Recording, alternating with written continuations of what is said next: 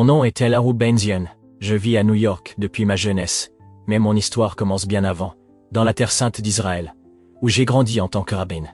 Ma mission était d'enseigner les lois divines et de guider les gens dans leur chemin. Le Talmud et la Torah n'étaient pas seulement des livres, ils constituaient les fondements de mon existence. Ma famille partageait également ces valeurs profondément enracinées. Il y a 6 ans, le 21 décembre 2018, ma vie a changé à jamais. C'était une nuit de Shabbat, marquée par la sérénité et la douce lumière des bougies qui illuminaient ma maison. Mes prières répétées à l'unisson avec mon frère résonnaient profondément en moi, apportant la paix à mon esprit. Cependant, cette tranquillité a été brusquement interrompue par un accident inattendu. Dans un moment de distraction, j'ai renversé l'une des bougies de Shabbat. Elle est tombée sous la nappe, l'enflammant instantanément. La panique m'a envahi, j'ai essayé de réagir, mais ma cécité m'empêchait de comprendre pleinement la gravité de la situation. Au lieu d'éteindre le feu, je l'ai propagé involontairement encore plus. La fumée a rapidement envahi la pièce, rendant chaque respiration plus difficile et douloureuse. Ma poitrine était serrée, et mon cœur semblait prêt à céder sous le poids du désespoir. À ce moment-là, alors que l'obscurité s'abattait sur moi, j'ai murmuré ma dernière prière. Shema Israël, Adonai Eloheinu, Adonai Echad, puis tout s'est éteint. L'obscurité qui m'a enveloppé n'était pas seulement physique, c'était un abîme silencieux, un vide qui semblait attirer mon âme vers un lieu inconnu. L'obscurité qui m'entourait n'était pas comparable à la cécité à laquelle j'étais habitué. Elle était plus profonde, plus froide, et d'un silence total. À cet instant, j'ai réalisé que mon voyage ne faisait que commencer.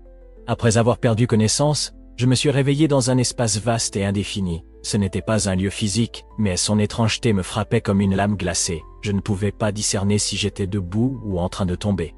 Tout autour de moi n'était qu'un chaos d'ombres agitées qui se déplaçaient, s'approchant de moi comme une présence menaçante, mais impossible à identifier. Soudain, l'obscurité grise a commencé à prendre des teintes rouges, et la chaleur est devenue suffocante. Cette couleur a éveillé en moi une sensation oppressante de danger. Les ombres ont pris forme, devenant des entités sans visage, mais leurs voix murmuraient des mots incompréhensibles qui résonnaient immensément comme des vagues chargées de colère et de déception. En regardant autour de moi, j'ai remarqué que mes vêtements étaient en lambeaux, révélant ma vulnérabilité totale. La terreur grandissait. Si je ne savais pas ce que j'affronterais dans cet endroit, une force invisible me poussait en avant. Une force invisible me poussait en avant. Malgré tous mes efforts pour résister, d'énormes portes ont commencé à apparaître devant moi. Chacune portait des inscriptions représentant différentes religions, musulmans, bouddhistes, chrétiens et bien d'autres. Chaque porte pulsait d'une énergie menaçante, révélant un mélange d'obscurité et de flammes derrière leurs limites. Mon corps s'est arrêté devant une porte en particulier, marquée comme fils d'Israël. Une force irrésistible m'attirait vers elle, et, malgré mes luttes, je ne pouvais pas m'échapper. La porte s'est ouverte toute seule, libérant une obscurité suffocante. Des sons horriblement déformés, des cris et des gémissements de douleur, résonnaient pour l'éternité. Dès que j'ai traversé l'entrée, une chaleur insupportable a enveloppé mon corps, tandis qu'une douleur écrasante consumait mon âme. À chaque pas, je sentais comme si des fragments de moi-même étaient arrachés. C'est alors que j'ai compris où j'étais. C'était l'enfer, et mon voyage ne faisait que commencer. Devant moi s'étendait une vallée vaste et sans fin, d'où provenaient des cris lancinants qui perçaient mon âme. J'ai reconnu des visages familiers parmi les âmes torturées, des êtres chers, qui semblaient reconnaître ma présence, mais étaient submergés de regrets et d'agonie. Certaines âmes rampaient sur un sol en flammes, qui éclatait à chaque mouvement, brûlant leur chair sans jamais la détruire complètement. D'autres étaient écrasées sous d'énormes pierres, prises dans un cycle interminable de souffrance. Je voulais les aider, mais quand j'ai regardé mes propres mains, j'ai vu qu'elles brûlaient aussi. Ma peau se fissurait, consumée par les flammes. J'étais aussi impuissant que ceux qui m'entouraient. Plus loin, d'énormes colonnes de feu s'élevaient, représentant les pouvoirs et les richesses qui autrefois dominaient des vies parmi nous, les souffrants. J'ai vu des figures historiques et des leaders connus. Banquiers, marchands de diamants, riches qui ont privilégié l'avarice au détriment de leur peuple. L'un d'eux s'est approché de moi, ses yeux vides, reflétant un tourment éternel, sa voix déformée et tremblante a résonné. Nous étions le peuple de Dieu, mais nous avons pris sa grâce pour acquise.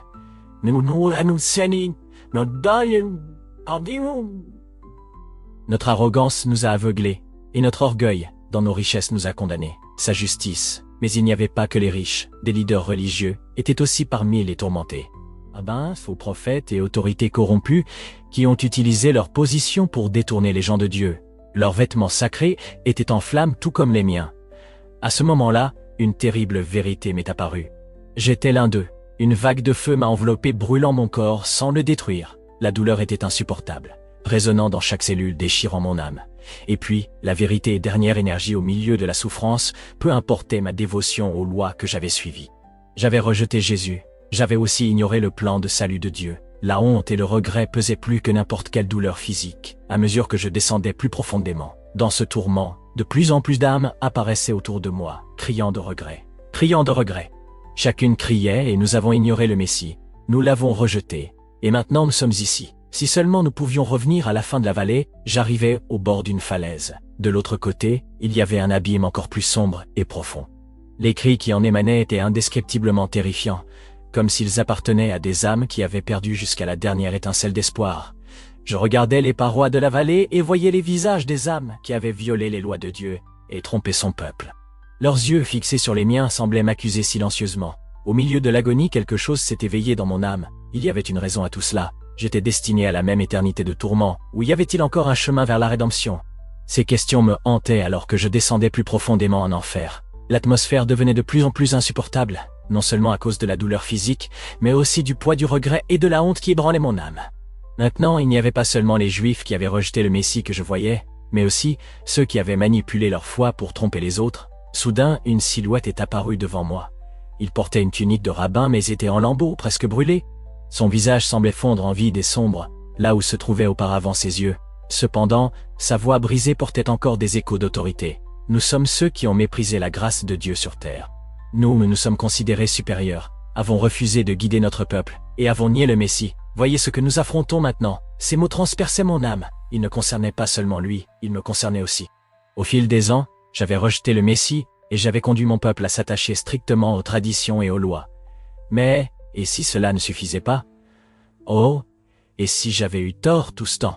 Les questions que j'avais évitées toute ma vie ont commencé à surgir avec force. La silhouette a tendu la main vers moi. Ses doigts étaient enveloppés de flammes, mais ne brûlaient pas. Cela semblait symboliser les péchés qu'il portait. Il a lentement retiré la main et a continué. Vous êtes comme nous, l'orgueil dans votre cœur vous a empêché d'entendre le véritable appel de Dieu. Nous avons sanctifié les lois, mais avons oublié nos âmes et ignoré le Messie. Et maintenant nous sommes ici. Ces mots étaient comme des flèches dans mon âme. Mon règlement de compte intérieur commençait là. Je réalisais que ma cécité n'était pas seulement physique mais spirituelle. Mon cœur était aussi aveugle, fermé par l'orgueil. Pendant des années, j'avais ridiculisé ce qui était dit sur le Messie. Maintenant, je comprenais à quel point j'avais tort. Je suis tombé à genoux, consumé par un profond regret. Des larmes, bien qu'inexistantes en ce lieu, semblaient couler de mes yeux. J'ai murmuré. Shema Israël Adonai Eloheinu, Adonai Echad. Mais cette fois, la prière semblait insuffisante. Les figures autour de moi ont commencé à disparaître, une à une. Leurs cris résonnaient encore, mais en moi ne restait qu'un vide oppressant. Toutes les années où je croyais avoir mérité l'amour de Dieu semblaient maintenant une illusion. J'étais complètement détruit, dépouillé de toute ma dignité, plongé dans un profond regret, alors que je restais à genoux, épuisé et brisé. Quelque chose d'extraordinaire s'est produit. Une lumière a surgi des profondeurs de l'obscurité.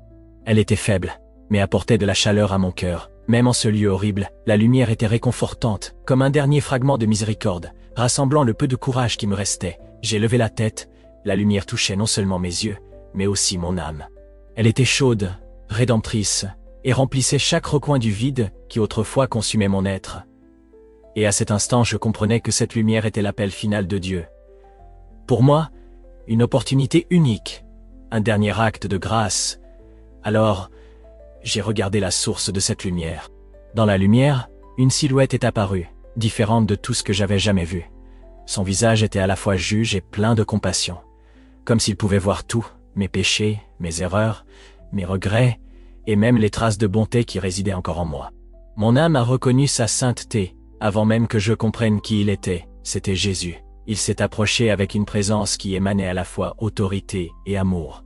Et sa voix la plus belle que j'ai jamais entendue a résonné profondément. Je vois la bonté dans votre cœur. Vos actions ont apporté le salut, vos actions à de nombreuses familles, vos actions et votre aide ont renforcé la foi de beaucoup. Mais vous avez souffert ici pour m'avoir rejeté et pour avoir ignoré le plan de Dieu. Cependant, la grâce est dans mes mains, et je vous pardonne, car il y a encore de la lumière en vous. Quand vous reviendrez, acceptez cette vérité, et comprenez le salut de Dieu. Avec ces mots, Jésus m'a montré des visions du bien que j'avais accompli dans ma vie. J'ai vu une famille chrétienne qui, des années auparavant, avait eu besoin de mon aide. Je me souviens de la façon dont je leur ai offert un soutien matériel et spirituel, les aidant à surmonter des moments difficiles. Leurs enfants ont pu continuer à fréquenter l'église, et grâce à cela, leur foi s'est renforcée. Avant de continuer, juste une demande. Abonnez-vous à la chaîne. Cela nous aide beaucoup à continuer. Avant de continuer, juste une demande. Ça nous aide beaucoup à continuer. Ces petits actes de bonté ont joué un rôle essentiel dans le plan de Vinon. Jésus m'a regardé à nouveau, et sa voix a résonné avec amour et autorité. La lumière en vous ne s'est pas éteinte, mais vous ne pouvez pas la posséder. Quand vous reviendrez, reconnaissez cette grâce et ne vous éloignez pas de la vérité. Ces mots ont éveillé quelque chose de profond dans mon âme. Pour la première fois, j'ai compris que Jésus n'était pas seulement le Messie du peuple juif, mais de toute l'humanité. La lumière qui a rempli l'obscurité autour de moi m'a ramené à la vie. Puis, tout s'est dissipé. Soudain, j'ai ouvert les yeux et j'ai senti l'air remplir à nouveau mes poumons. Le faible son des échos de l'enfer planait encore dans mon esprit. Mais j'étais de retour, j'étais dans mon lit, entouré de médecins, j'avais survécu. Cependant, quelque chose en moi avait changé pour toujours. Au début, j'essayais de réprimer ce que j'avais vécu. L'obscurité de l'enfer, la lumière de Jésus et ses paroles restaient gravées dans mon esprit. Mais mes anciennes habitudes et mes racines profondes, dans la foi traditionnelle, me tiraient en arrière. Je me disais que tout cela n'était qu'une hallucination, un fruit de la peur de la mort. J'ai repris mes prières et mes rituels quotidiens, mais quelque chose en moi n'était plus le même. Un vide grandissait dans mon cœur, troublant ma paix. Les paroles de Jésus continuaient à résonner. Les paroles de Jésus. Connaissez la vérité et ne vous en écartez pas, à nouveau. Une nuit, alors que j'essayais de me plonger complètement dans ma vieille routine et d'oublier cette expérience, quelque chose d'extraordinaire s'est produit. L'obscurité à laquelle j'étais habitué en raison de ma cécité a été soudainement brisée. C'était comme si un voile avait été levé. Une lumière indescriptible a rempli ma vision, pénétrant non seulement ma cécité physique, mais aussi l'obscurité spirituelle qui avait envahi mon âme. Au début, je ne pouvais pas croire ce que je voyais. Dans mon salon où j'avais passé des années enveloppé dans l'obscurité, la lumière brillait enfin. Pour la première fois depuis des années, je voyais. Mes mains tremblaient alors que je regardais autour de moi, absorbant la lumière qui remplissait la pièce. Mais ce n'était pas seulement un miracle physique. Juste devant moi, comme un reflet de la lumière que j'avais vue en enfer, se tenait la silhouette de Jésus. Ses yeux ont rencontré les miens, non pas avec jugement, mais avec un regard plein de compassion et de but. À ce moment-là, j'ai compris que peu importait combien de fois j'avais résisté, je ne pouvais plus nier la vérité qu'il représentait. Sa voix calme et puissante a résonné profondément en moi. Sa voix calme et puissante a résonné profondément en moi. Vous avez fait le premier pas vers moi, mais vous hésitez encore. C'est un signe pour vous. Quand revenir, proclamer la vérité, ne vous éloignez plus. Ces mots ont pénétré mon âme, comme un rappel doux mais ferme. La silhouette de Jésus a commencé à disparaître lentement, me laissant seul dans la pièce. Cependant, le miracle dans mes yeux et la paix dans mon cœur ont scellé la vérité que je ne pouvais plus ignorer. Rejeter sa grâce et son appel serait condamner mon âme à un vide éternel. Cet événement a marqué le début d'un voyage transformateur. L'homme aveugle que j'étais voyait maintenant, non seulement avec les yeux, mais avec le cœur. La guérison de ma vue était bien plus qu'un changement physique, c'était le symbole d'un éveil spirituel.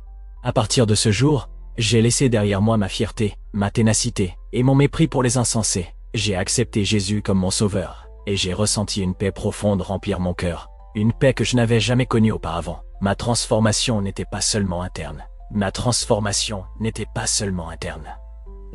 Elle a débordé sur ceux qui m'entouraient. J'ai partagé mon histoire avec ma famille et mes petits-enfants. Au début, ils étaient surpris et certains ont montré du scepticisme. Mais en voyant ma paix spirituelle et ma renaissance, quelque chose a commencé à changer en eux aussi. J'ai travaillé patiemment, les aidant à trouver le bon chemin, guidé par la même grâce qui m'avait touché. Ce voyage n'était pas la fin, mais le début d'un nouveau chapitre, non seulement pour moi, mais aussi pour ceux qui étaient prêts à écouter. La lumière qui a suivi l'obscurité est devenue un symbole vivant de la vérité, à laquelle Dieu nous appelle. Finalement, j'ai compris que, même dans les profondeurs les plus sombres, la lumière de Dieu ne cesse jamais de briller. Et là où il y a de la lumière, il y a rédemption, transformation et espoir. Et